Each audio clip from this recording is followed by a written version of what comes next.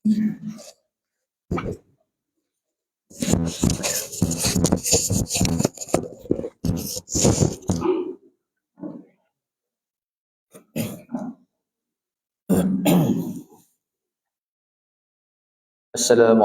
warahmatullahi wabarakatuh.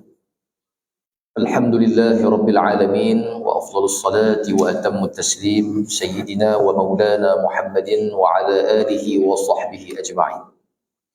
Qala rabbi shrah li sadri wa yassir li amri wa halul 'uqdatam min lisani yafqahu qawli.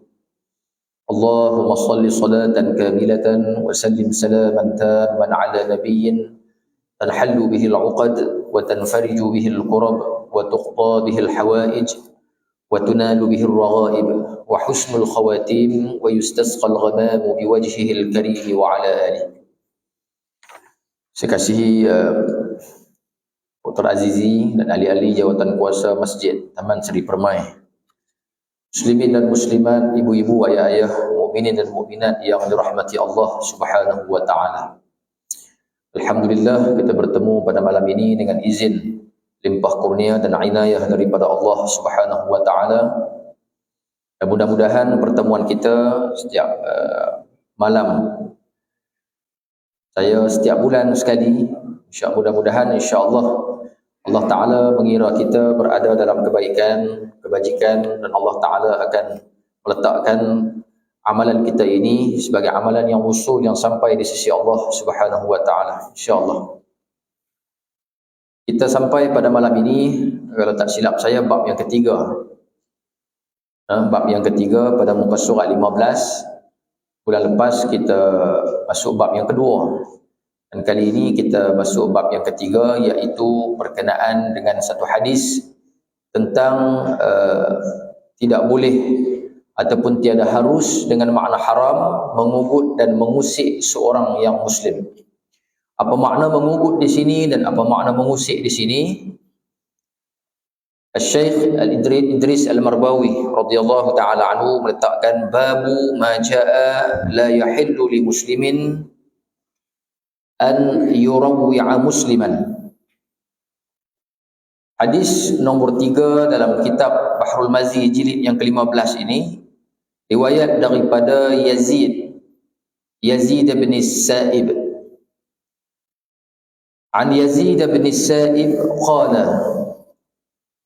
qala Rasulullah sallallahu alaihi wasallam la ya'khudh ahadukum 'asa akhihi la'iban aw jaddan faman akhadha 'asa akhihi falyaruddaha ilaihi hasanun gharibun. Daripada Sayyidina Yazid bin As-Sa'ib, katanya, telah bersabda Rasulullah sallallahu alaihi wasallam, jangan mengambil seorang dari kamu akan tongkat saudaranya main-main, sungguh-sungguh. La'iban, main-main. Jaddan, memang sungguh ambil. La'iban dengan makna melawak, jaddan tak melawak dah. Faman akhadha 'asa akhihi falyaruddaha ilaihi. Maka sesiapa yang mengambil tongkat saudaranya, maka kembalikan dia kepadanya. Tongkat satu alat. Boleh jadi ada orang yang buta, maka dia guna tongkat untuk meramal jalan. Ada yang digunakan sebagai senjata, dan seumpama dengannya. Ada orang yang dia nak ambil keberkatan usia 40 kerana Nabi SAW pakai tongkat umur 40. Dan dengan tongkat tersebut mengingati dengan dia punya usia. Pun bila hilang, barangkali tongkat itu sangat berharga bagi dia. Jadi kita ambil tujuan dia, yang pertama sebahagian kita la'iban nak melawak ya. Aujadan. Tajuk yang Syekh Idris letak di sini, kita tak boleh mengusik dan mengugut. Hadis bawa tongkat. Mak fahamlah di sini bukan makna tongkat saja. Ada benda yang lebih mahal daripada tongkat, yang lebih berharga daripada tongkat. Hari ini melawak sembunyi barang, itu pun termasuk dalam hadis yang kita sebutkan di sini. Baik, pasal apa tak boleh? Kita baca dulu keterangan daripada Syekh Idris, kata, ketahuilah kiranya ya saudaraku, hendaklah seorang itu bergaul-gaul dengan saudaranya sama Islam dengan berlaku kelakuan yang baik. Sama senang hati dan lenang, sama-sama suka dan lapang. Tiada bercari-cari jalan marah dan susah hati, dan mahulah benar-benar, yakni tiada senda dan gurau pada segenap perkara. Maka yang demikian itulah disuruh syarak kita.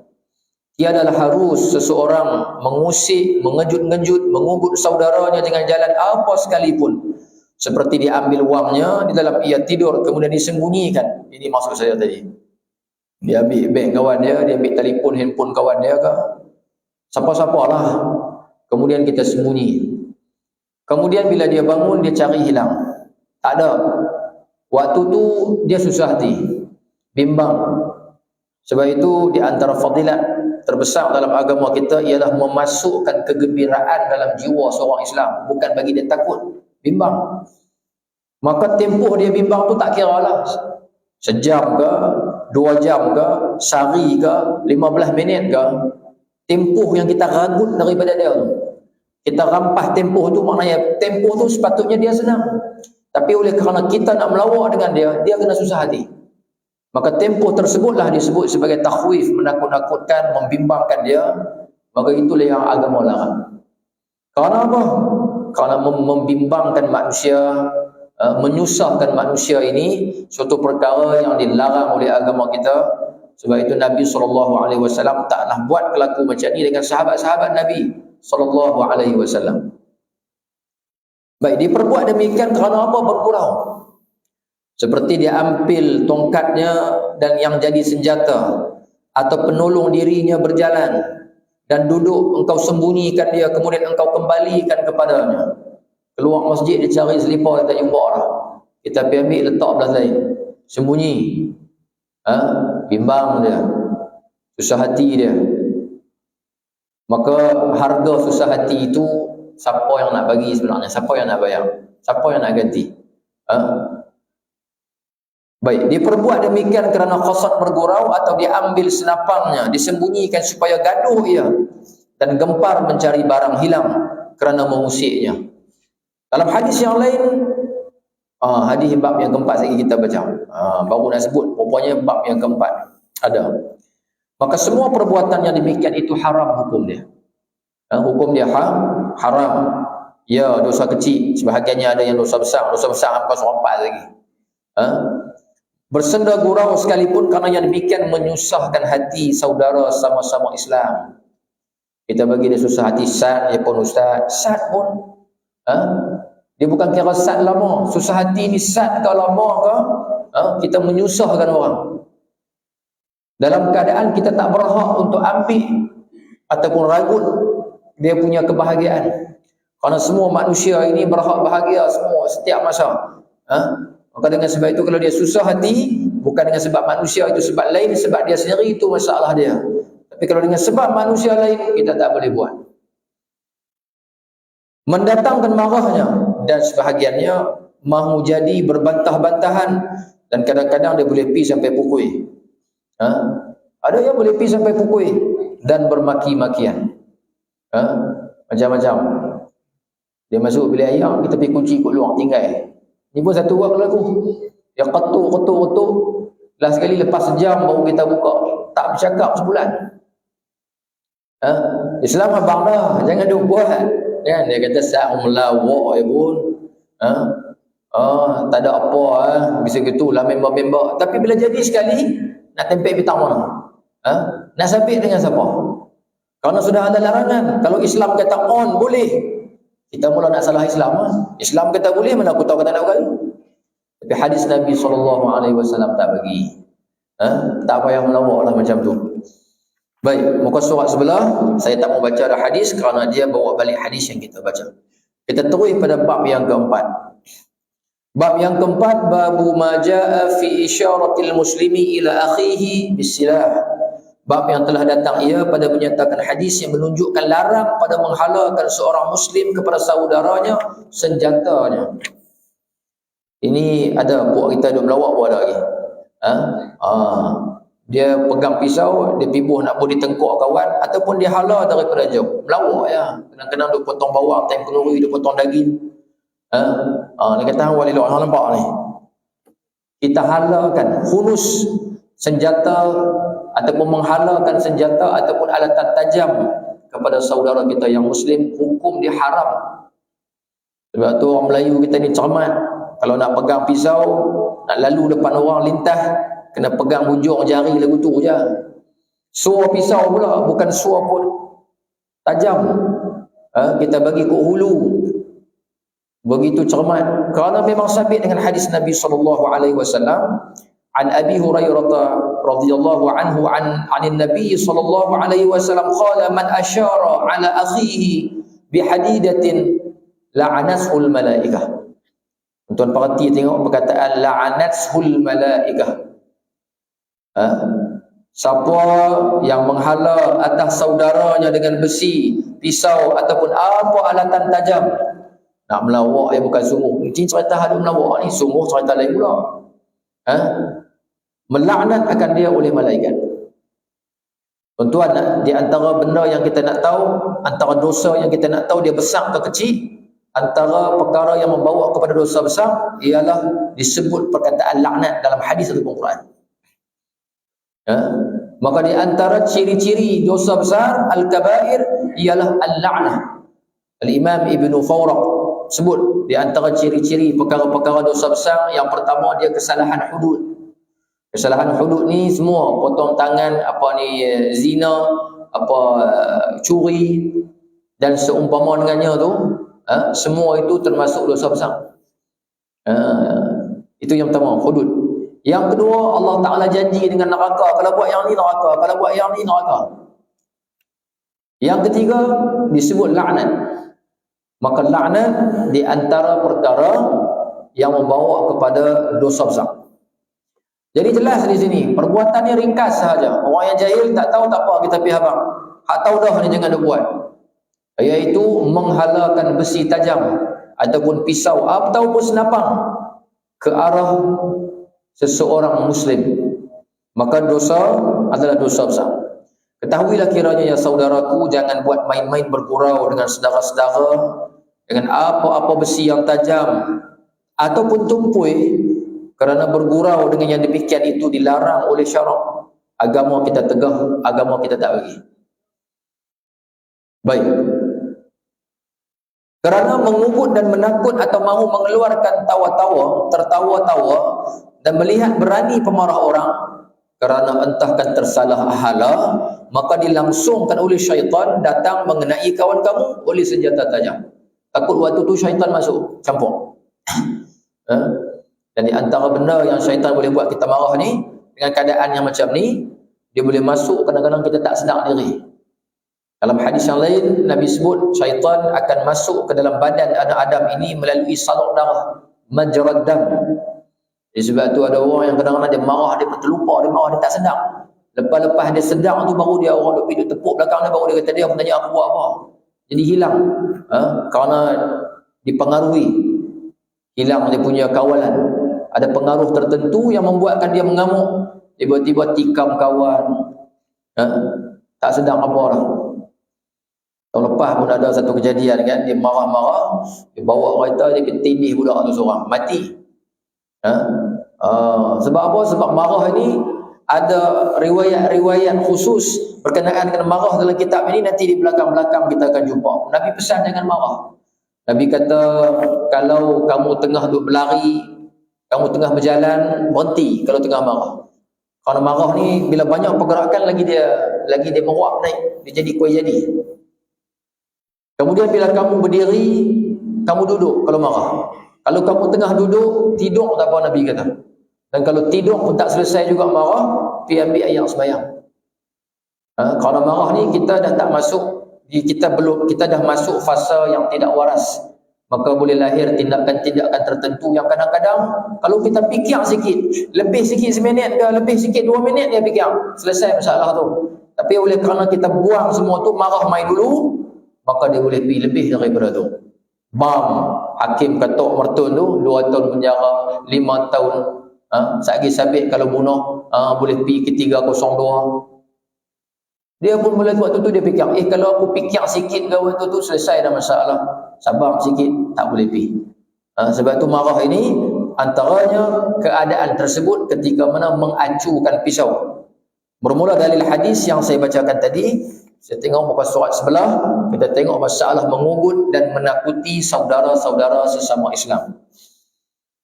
Baik, sesungguhnya ada dalam Sunan Abi Daud begini. Haddatsana ashabu Muhammadin sallallahu alaihi wasallam annahum kanu yasiruna ma'an Nabi sallallahu alaihi wasallam fanama rajulun minhum.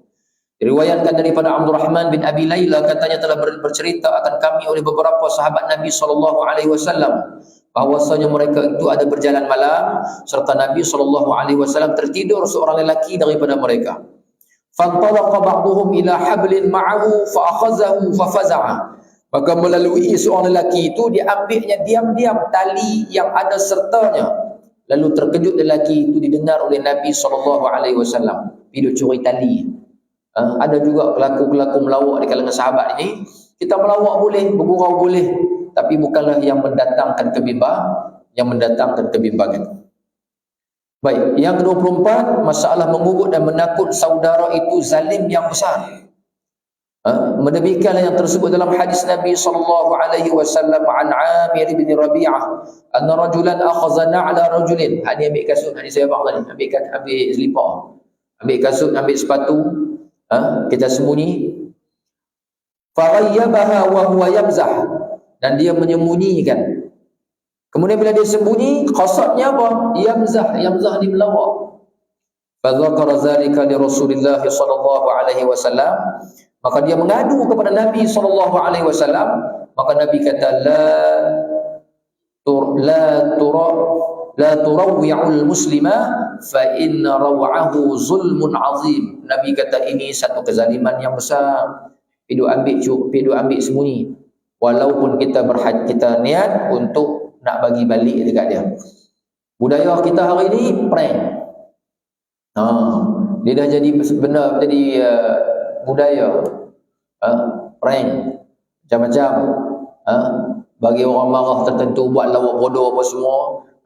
Kita buat sesuatu tindakan yang bagi dia marah, kemudian kita rakam, kemudian baru kita habaq, kita melawak saja. Kadang-kadang sebahagian dia marah, dia bimbang untuk diri dia. Yang kedua, memalukan dia. Kalau prank di negara Mak Saleh tu lagi zakan. Kita tengok memang gelak orang yang hadap tu. Orang yang hadap dia habaq kata, aduh yang melawak, jantung dekat nak luruh tadi dia kata. Maknanya bimbang tak? Bimbang. Kita telah ambil sebahagian daripada masa dia untuk dia jadi bimbang. Maka sebab itu Nabi SAW kata ini satu kezaliman yang besar. Masalah seterusnya yang ke-25, mengejut orang Islam itu dibalas seksa akan dia oleh Allah dalam negeri akhirat. Maka jelaslah bahawa hukum melawak yang macam ni membawa kepada azab Allah subhanahu wa ta'ala. Baik, kita masuk bab yang kelima, babu ma jaa fin nahyi an ta'ati sayfi maslulan. Sama juga bab yang telah datang ia pada menyatakan hadis yang membicarakan tegah berdiri pedang berhunus. Kita baca kitab fitnah. Mula dengan bab darah, yang kedua tak boleh bunuh orang, yang ketiga dia mengikut acu benda tajam, sembunyi benda orang, kemudian ni pedang yang berhunus. Apa kaitan tuan-tuan? Kerana semua ini dia boleh jadi fitnah. Fitnah antaranya marah, berbalah, dia boleh pergi kepada bunuh. Sebab itu diletakkan di dalam kitab fitnah akhir zaman ini. Kerana ini perangai-perangai yang boleh bawa kepada benda ini kecil, tetapi kadang-kadang dia boleh jadi besar, tak pasal-pasal. Maka diperingatkan Nabi SAW. Jadi kita duk baca ni kebanyakan Nabi nak tegur tentang akhlak. Sebab itu saya pernah sebut dekat tuan-tuan, hadis Nabi ni kalau kita himpun semua, buang sanad lah. Sebab kadang-kadang cerita satu je, sanad sampai 10. Ada yang 10, ada yang 7, ada 8. Cerita satu je. Tapi riwayat sahabat ni sebab tu jadi beratus-ratus ribu. Kan kalau ada orang main cerita kat saya kata ada banjir di Kuala Nerang, mai habaq kat saya. Doktor cerita kat saya, mai ni seorang, jadi 10 orang main cerita. tapi cerita satu je. Jadi dalam hadis yang banyak-banyak, kata ulama hadis, kalau kita buang sanad tu jadikan dia satu cerita, maka jumlah hadis Nabi ni ada 60,000 ya. 60 lebih kurang 60,000. Dalam jumlah 60,000 tu, yang cerita pasal hukum ni 500 gitu ya. Lebih kurang 500 ya. Cerita hukum, cerita pasal akidah, cerita pasal semua perkenaan ni lah. Selebihnya hampir lebih daripada 90% semua bincang tentang etika dan akhlak Nabi SAW. Ini kalau kita nak baca sampai hadis nombor 5 ni, cerita pasal akhlak je memang. Cerita tentang akhlak lagi, hubungan, komunikasi dengan manusia, interaksi. Jadi inilah yang kita kena jaga. Maka untuk kita nak menyatakan kegagalan kita hari ini, kenapa orang tak minat dengan Islam, kenapa orang Islam sendiri pun kadang-kadang hilang minat dengan Islam, kadang-kadang sebahagian daripada Muslim hilang minat dengan Muslim yang lain, maka jawapannya ada dekat sini. Kerana perjuangan kita tak memperjuangkan 90% daripada jumlah hadis Nabi SAW. Baik, hadis ini kata riwayat daripada Sayyidina Jabir. An Jabirin qala naha Rasulullah sallallahu alaihi wa alihi wasallam an yuta'ata as-sayfu maslulan. Daripada Sayyidina Jabir radhiyallahu anhu, telah ditegah Rasulullah sallallahu alaihi wasallam bahawa diberi pedang berhunus. Ketahuilah kiranya ya saudaraku, adalah pedang itu satu senjata yang masyhur dari zaman berzaman kerana ia adalah senjata lama, senjata yang tajam, senjata yang terbilang faedahnya, senjata yang dikemukakan dalam peperangan. Maka apabila ada bagi seseorang itu senjata pedang bercabut, maknanya tak ada sarung, jangan bergurau main dengannya. Kerana barangkali tersalah pegang, jadi tersalah buat, melepaskan daripada kena berbahaya luka. Dan jangan pula diperbuat berberi-beri senjata pedang bercabut itu, demikian juga apa senjata yang seumpamanya, seperti kanjar, keris, gedubang dan lain-lain. Kerana berberi-beri senjata yang seumpama pedang berhunus itu ada bahaya padanya. Entahkan tersalah pegang atau tersalah unjuk dan sebagainya, maka kenalah luka. Dengan kerana itu ditegah syarak kita berunjuk-unjuk pedang yang berhunus. Sekiranya hendak menunjukkan pedang pada taulan dan memperlihatkan kepadanya, maka boleh beri kepadanya dalam sarung, dan ia menghunus dengan sendirinya melihatkannya. Dalil saya dah baca. Baik, selesai. Saya baca laju-laju tadi pasal dia perkara yang lebih kurang sama. Nombor 3, hadis nombor 3, nombor 4 dan nombor 5. Dan dia pun tak ada hurai panjang. Jadi untuk 3 isu yang kita baca pada malam ini, semua ini membicarakan tentang mukaddimah kepada sesuatu pengharaman. Dia tak mula haram lagi macam zina. Allah Ta'ala kata la taqrabuz zina. Apa-apa sahaja mukaddimah. Sama juga yang ni, mukaddimah kepada bunuh, luka, cedera, balah dan sebagainya, bermula daripada duk melawak tak ketahuan, kemudian daripada berunjuk beri benda-benda yang tajam dan seumpama dengannya. Baik, barulah kita masuk bab yang ke-6, iaitu babu ma jaa man shalla subha fahuwa fi zimmatillah. Baik, tajuk ni bagus. Bab yang telah datang ia pada menyatakan hadis yang membicarakan siapa sembahyang subuh, maka dia di dalam peliharaan Allah Subhanahu wa taala. Hadis riwayat daripada Sayyidina Abi Hurairah radhiyallahu anhu, anin Nabi sallallahu alaihi wasallam qala man shalla subha fahuwa fi zimmatillah fala yatba'annakumullahu bi syai'in min zimmatihi. Daripada Sayyidina Abi Hurairah radhiyallahu anhu, daripada Nabi sallallahu alaihi wasallam sabdanya, siapa sembahyang subuh maka ia dalam peliharaan Allah, maka jangan menurut kamu oleh Allah dengan sesuatu daripada zimmahnya. Benda-benda yang dalam zimmah Allah ni beberapa keadaan.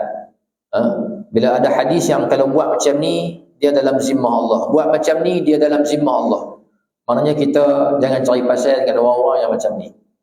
Sebab apa? Sebab takut kerana dia berada dalam jaminan Allah, seolah-olah Tuhan kawal dia banyak.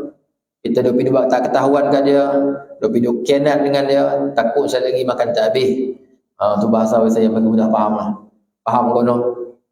Kalau raja dia ada daulat dia, yang ni daulat orang semayang subuh. Apatah lagi dia bangun on time, kemudian main semayang di masjid, jemaah pula, dan buat 2 rakaat fajar, kemudian semayang subuh, sekejap lagi dia sambung pula dengan duha, yang tu pun jangan duk cari pasal. Sekejap lagi tak pasal-pasal. Duk cari puja tak jumpa. Kerana apa? Kerana beberapa manusia yang Allah Ta'ala payung dia selalu, antaranya orang yang semayang subuh. Sebagai riwayat ada yang kata semayang duha dan sebagainya. Baik, ketahuilah kiranya ya saudaraku, seorang yang taat akan Allah itu, maka ialah hamba yang dikasihnya. Sekali faham semayang subuh saja pula. Ini pun masalah juga. Kata tak apa dah, Tuhan jagalah, subuh saja pun. Lohor azhar semua dia tuang habis. Bukan. Nak habaq kata, sebelum subuh dia boleh bangun. Hal lain pun, hal lain lagi-lagi lah mudah. Subuh ni payah bangun tuan-tuan. Payah. Tidur ni lah benda yang terkalahkan oleh manusia. Benda lain kita boleh tahan, tapi tidur tak payah. Susah. Maka dengan sebab itu, bila Allah Ta'ala memberikan kemudahan, keringanan untuk mai masjid, sembahyang subuh, ini suatu kelebihan yang tuan-tuan nak kena muhasabah tiap-tiap hari, syukur. Ramai orang tak boleh sembahyang subuh. Tak usah kira sembahyang jemaah, tak boleh sembahyang subuh dulu. Bukan dia senang. Dia boleh buat benda berat, dia boleh angkat besi berat, tapi dia nak tolak selimut tak sampai 2 kilo. Jadi berat lebih daripada besi lagi. Tak boleh lebih. Tiba-tiba tuan-tuan pukul 5.30 jalan langsung masuk bilik ayam, ambil ayam semayang, main masjid. Ada hak 5 tahun dah, ada hak 10 tahun dah, kadang-kadang tak sedap. Jadi rutin dah mula hari tak ada. Allah Ta'ala pun mudah urusan dia. Oleh sebab itu dalam Hikam Ibn Atha'illah, syarah Hikam kalau tak silap, kita apabila kita diberikan kemampuan sedemikian, kita jangan duk tengok orang tak boleh buat. Tengok untuk muhasabah tak apa, tapi jangan kita buat dengan pandangan, melihat dengan pandangan yang menghina. Tak boleh. Sebab apa? Sebab anugerah Allah Subhanahu wa Ta'ala ini Tuhan bagi, innallaha a'ta dunya liman ahabba wa man lam yuhib. Tuhan boleh bagi dunia pada orang yang dia suka dengan dia benci. Dua-dua dia boleh bagi. Fir'aun tu lawan dia pagi, petang, siang, malam. Beratus tahun pula tu. Dia bagi 300 tahun sihat. 300 tahun. Bukannya sihat.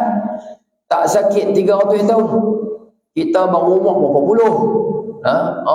Sakit macam-macam lah. Fir'aun 300 tahun. Allah Ta'ala bagi dia sihat. Lawan pagi, petang, siang, malam. Tak usah tanya Tuhan pasal apa dia lawan Tuhan tapi Tuhan bagi dia sihat. Jawapan paling mudah, Tuhan kata ikut suka aku lah. Pasal dia adalah milik aku, dia adalah hak aku, ikut suka. Sebab tu Tuhan boleh bagi. Tuhan kata innallaha a'ta dunya liman ahabba wa man lam yuhib. Tuhan boleh bagi dunia pada orang yang dia suka dengan dia benci. Walakin la yu'tid din, tapi Tuhan tak boleh bagi, Tuhan tak bagi agama illa liman ahab, melainkan orang yang dia sayang saja. Ya, sebab itu bila boleh bangun subuh, ini di antara satu anugerah yang Allah Ta'ala berikan kepada kita, dan Allah Ta'ala nak jadikan kita ini berada dalam zimmah dia. Zimmah ni tanggungjawab dia, pemeliharaan dia. Maka hadis ini riwayat daripada Sayyidina Abi Hurairah radhiyallahu anhu, dan kita tengok syarahnya, ketahuilah kiranya ya saudaraku, seorang yang taat akan Allah itu, maka ialah hamba yang dikasihnya, dan yang lebih hampir kepadanya lebih daripada hamba yang tiada taat, dan ialah hamba yang tinggal di bawah naungan Allah Subhanahu wa Ta'ala. Tiada siapa buat angkara padanya, jangan buat salah angkara. Ini peringatan. Jangan buat tak ketahuan, melainkan dapat salah besar juga. Silap-silap dapat habuan, tak padan dengan benda yang kita nak buat tu. Lebih. Kerana mengapa diusik orang yang dalam peliharaan Allah dan di bawah naungannya, maka mewajib azab Allah bagi orang yang membuat angkara itu. Beringat. Sebab tu kita kalau boleh buat kempen bagi ramai, Tuhan jaga. Jadi kita sokonglah subuh macam Jumaat ni boleh buat kempen. Okey, alhamdulillah. Kalau boleh buat bagi ramai boleh sembahyang subuh. Memanglah awal-awal kata hari kempen yang ramai ustaz, lepas tu surut balik. Tak apalah, percubaan. Kut mana pun kita cuba supaya menarik orang supaya boleh main jemaah. Boleh bangun sembahyang subuh Ini suatu rahmat besar. Supaya apa? Supaya ramai di kalangan manusia ini berada dalam zimmah Allah subhanahu wa ta'ala. Kita baca hadis Abu Hurairah sendiri riwayat, bagaimana orang yang bangun sembahyang subuh, Tuhan kerat dekat dia 3 ikatan dalam di tengkuk. Pasal bila dia lena, 3 ikatan tu, iblis dia tamat. Kata dalam hadis, tiap malam bila kita lena akan ditampak di belakang tengkuk kita. Fi qabri, ya Allah, lupa dah. Di belakang tengkuk istilah dalam hadis tu. Dengan 3 ikatan. Untuk nak meleraikan ketiga-tiga itu, tuan-tuan kena buat 3 benda tiap-tiap kali subuh. Yang pertama, bila bangun sebut nama Tuhan. Sama ada tuan-tuan baca doa, baca doa bangun tidur. Alhamdulillahillazi ahyana ba'dama amatana wa ilaihin nusyur. Ada sebut nama Allah dalam tu. Ataupun tuan-tuan sebut sendiri Allahu Akbar ke apa sahaja, fazakarallah. Bangun-bangun kena sebut nama Tuhan dulu. Maka in hallat 'uqdatun, terbertah nombor 1. Ada 2 lagi, dia sambung tidur, ada 2. Yang kedua, fa in tawaddaa, bila dia berwudu, putus nombor 2. Fa in shalla, bila dia sembahyang, maka terputuslah nombor 3. Jadi ikatan tersebut tidak akan terputus melainkan dengan 3 perbuatan yang kita buat. Dan kalau kita boleh main masjid, kita bangun semua, maka akan terputuslah ketiga-tiga ikatan. Dan Nabi sendiri sebut dalam hadis itu, Nabi SAW sebut, maka jadilah orang yang buat sembahyang subuh ini tiap-tiap hari dengan melakukan 3 perkara tadi, maka asbaha nasyitan, dia jadi orang yang sangat nasyid ni Arab kata aktif. Sebab tu orang bangun subuh nampak aktif, nampak ceria, bagian lain. Bangun pukul 8.30, pukul 9, Allah. Dia sendiri pun rasa hari ini kan. Sebab tu keberkatan kata Nabi dalam hadis, keberkatan kita ini fi bukuriha, pada berawal-awal setiap pagi. Ada yang boleh bangun pukul 4, pukul 4.30 sembahyang, boleh beberapa rakaat. Itu pun kira awal. Dia boleh bangun 5.30, pukul 6 subuh, masuk bilik air boleh 5 ke 10 minit, boleh buat 2 rakaat, 4 rakaat kalau lebih kurang, masuk subuh. Allah, tu pun tak apa dah. Tu pun jadilah. Pasal apa? Pasal kita bangun, kita dikira bangun pada waktu malam, dan dia berada, kalau kita kata dalam pukul 5.45, subuh 5.56, 5.40, 5.45 tu, kita sudah berada pada hujung malam. Untuk masuk pada waktu subuh, atraf, dipanggil tarfun nahar. Tarfun nahar ni makna bucu-bucu malam. Apa kelebihan dia? Waktu tu doa mustajab. Jadi boleh 2 rakaat, 2 atas sajadah, tunggu subuh, istighfar. Kerana Allah Ta'ala cukup suka pada waktu sahur kita beristighfar, minta ampun. Kerana malaikat pada waktu itu tunggu untuk mengaminkan doa kita, untuk diampunkan dosa kita. Kemudian masuk subuh sembahyang. Okey dah tu. Yang ini maksudnya dia berada di dalam zimmah Allah Subhanahu wa ta'ala. Bahkan 2 rakaat fajar disunatkan ringan sahaja. Tak ada buat panjang-panjang ni sampai 5 minit tak boleh bagi salam lagi. Sembahyang sunat subuh. Sembahyang sunat subuh ni dia pahala besar, tapi diminta untuk ringan. Ringan ni maknanya buat jangan lama. Siapa yang buat lama pahala kurang, buat sat pahala banyak, tu lebih dah. Sembahyang solat fajar. Buat lama pahala kurang, siapa yang buat sat pahala banyak lagi. Pasal apa? Pasal inilah di antara amalan yang kalau buat lama ataupun banyak, dia kurang pahala daripada buat sat. Maka dia buat ringan-ringan. Bila buat ringan, Allah Ta'ala akan berikan pahala kepada dia. Kelebihan dia ialah sembahyang tersebut khairun minad dunya wa ma fiha. Dia telah mendapat kebaikan yang lebih banyak daripada dia dapat dunia dengan segala isi dunia. Kan? Baik, ketahuilah kiranya ya saudaraku, seorang yang taat akan Allah, maka dia adalah hamba yang dikasihnya. Saya dah baca tadi. Pun habis, ringkas sahaja hadis nombor 6. Baik, kita tengok hadis nombor 7. Bab yang ke-7, bukan hadis, yang hadis nombor 7. Babu ma jaa fi luzumil jamaah. Jamaah ini bukan jamaah sembahyang. Jamaah di sini ialah jamaatul ulama. Bab yang telah datang ia pada menyatakan hadis yang membicarakan tiada mencil tiada mencil ni jangan kita berasingan duduk jauh ataupun tak bergaul, ataupun kita ni tak ambil langsung dengan pendapat para ulama. Dia panggil kita ini terasing terus dengan ulama, dengan pendapat para ulama. Itu yang disebut sebagai jamaah ulama.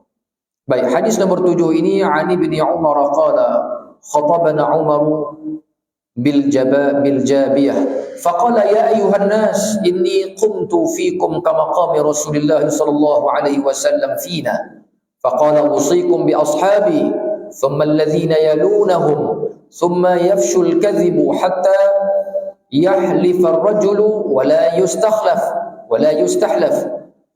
ويشهد الشاهد ولا يستشهد ألا لا يخلون رجل بامرأة إلا كان ثالثهما الشيطان عليكم بالجماعة وإياكم والفرقة فإن الشيطان مع الواحد وهو من الاثنين أبعد من أراد بحبوحة الجنة فليلزم الجماعة من سرته حسنته وساءته سيئته فذلكم المؤمن حسن صحيح غريب. Untuk bab ini Syekh Idris letak dua hadis. Hadis yang ke-8 saya baca dulu hadis ini. Ali bin Abbas qala Rasulullah sallallahu alaihi wasallam yadullahi ma'al jamaah. Ada lagi buka surat sebelah hadis nombor 9, ada 3 hadis.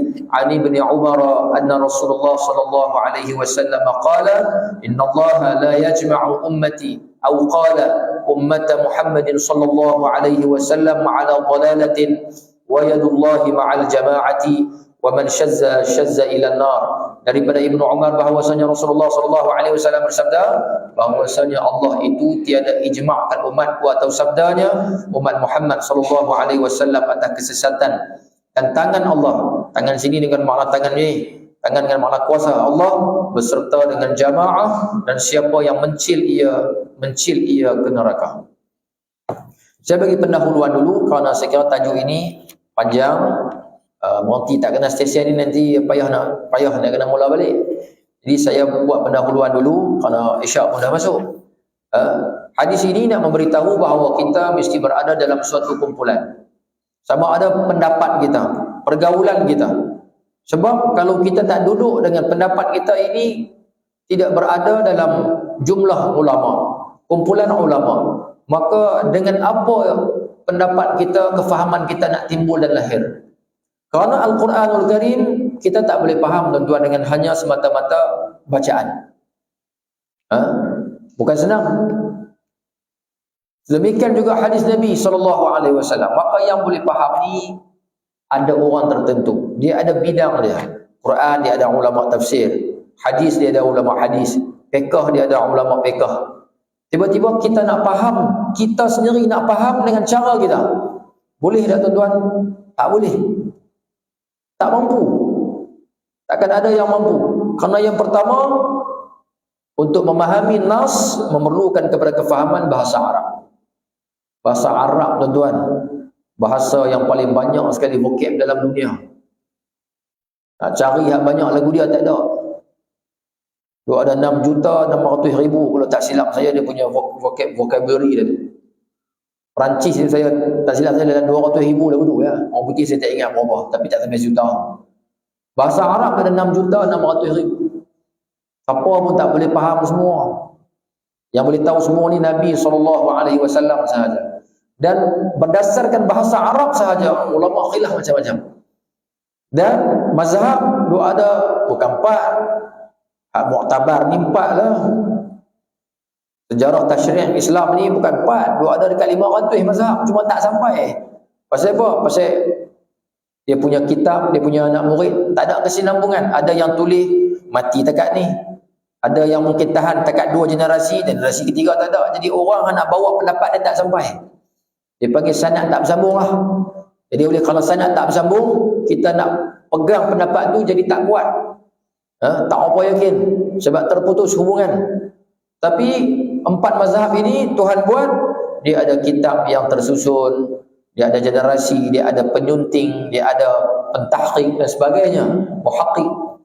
Sampai hari ini bersambung-sambung. Jadi sebab itu kefahaman untuk kita faham Quran dan hadis Nabi SAW, kita tak mampu untuk faham melainkan berpandukan kepada apa yang ulama sebut, apa yang ulama huraikan. Maka bila kita mencil, lari, kefahaman kita tak kena langsung dengan ulama, kita aku fikir sendiri. Maka dengan sebab itu Nabi kata man syazza ila nar. Kamu boleh masuk neraka dengan perangai ganjil kamu. Kerana apa? Kamu tak bersama dengan jumlah para mereka yang memahami Quran dengan cara yang betul. Tak usah tengok syarat lain lagi, tengok tentang bahasa Arab sahaja dulu. Imam Syafi'i misalnya kita ambil, dia dah lah orang Arab, duduk pun di negara Arab, mak ayah pun orang Arab, makan makanan Arab, cakap pun cakap Arab, cerdik nak mampu pula tu. Bahasa orang Kedah ni makna cerdik nak mampu ni cerdik sungguh. Kan? Bukan nak mampu itu bahasa. Kita tukar bahasa lain lah. Aku tak tahu macam mana, minta maaf tak boleh. Maknanya cerdik, genius sungguh. Kan? Tapi dia sendiri mengaji bahasa Arab hampir dekat 20 tahun. Mengaji bahasa dia sendiri dekat perkampungan Bani Huzail. Nah, abang kata bahasa Arab ni kaya semua. Saya masih ingat dulu almarhum ni jadi kalau majlis musabaqah Quran tu dia akan jadi pengerusi. Kan? Dia boleh cakap banyak bahasa saya. Perancis boleh, Inggeris boleh, macam-macam. Saya ingat beberapa bahasa dia boleh semua. Kan? Tapi dia sendiri abang bahasa Arab dia tak boleh pergi. Payah. Sebab itu bahasa Arab ini bahasa saya boleh abang. Saya sendiri pun ada pengalaman belajar, nak kata cerdik sangat dah. Tapi nak boleh faham bahasa Arab itu sendiri, dia bukanlah suatu perkara yang senang. Kalau setakat faham vokab, belum tentu. Kita ada ilmu majaz, kita ada ilmu balaghah, kesusastraan Arab yang banyak digunakan pakai dalam Quran, majaz. Kemudian kita ada ilmu istiqa'. Istiqa' ni maknanya asai perkataan dan sebagainya. Nak kena tahu. Unta saja dalam bahasa Arab ada berapa? Kita kalau unta betina, unta betina. Jantan, unta jantan. Hak ni anak unta, hak ni mak unta. Senang. Arab macam-macam. Ada ba'ir, ada naqah, ada jamal, ada ibil. Afala yanzuruna ila al-ibili kaifa khuliqat. Macam-macam. Waktu pagi saja nak sampai ke tengah hari, pembahagian itu dia, istilah tu macam-macam. Saya ingat saya baca baru ni, singa saja ada berapa nama, ada berapa belah nama singa saja. Itulah kayanya bahasa Arab. Jadi dengan sebab itu saya mulakan mukadimah untuk tajuk ini ialah kita tidak boleh memencil daripada ulama. Maksud ulama di sini adalah ulama sama ada kalau dalam akidah, kita ada ulama yang ulama akidah yang menjadi sawadul azam. Kemudian dalam fiqh kita ada ulama fiqh. Jadi sebab itu tak boleh kita buat kefahaman sendiri, kita buang semua kefahaman ulama, kita kata kita nak gali terus daripada Quran. Silakan kalaulah kamu ada kemampuan. Kalau tak ada kemampuan, siapa yang memencil daripada jamaah ulama ini, maka dia boleh masuk dalam neraka Allah Subhanahu wa taala sebagaimana yang disebut man syazza ila nar. Jadi insya-Allah kita baca tajuk ini pada pertemuan bulan hadapan. Mudah-mudahan insya-Allah Tuhan berikan kelapangan dan kemampuan, peluang dan ruang insya-Allah pada bulan depan. Aqulu qawli hadza wa astaghfirullahal azim li wa lakum. Allahumma ij'al hadza jam'ana jam'an marhuma wa tafarruqana min ba'dihi tafarruqan ma'suma wa la taj'al fina shaqiyyan wa la mahruma. Rabbana atina fid dunya hasanah wa fil akhirati hasanatan wa qina 'adzaban nar. Sallallahu ala sayyidina wa maulana Muhammadin wa ala alihi wa sahbihi ajma'in. Assalamualaikum warahmatullahi taala wabarakatuh.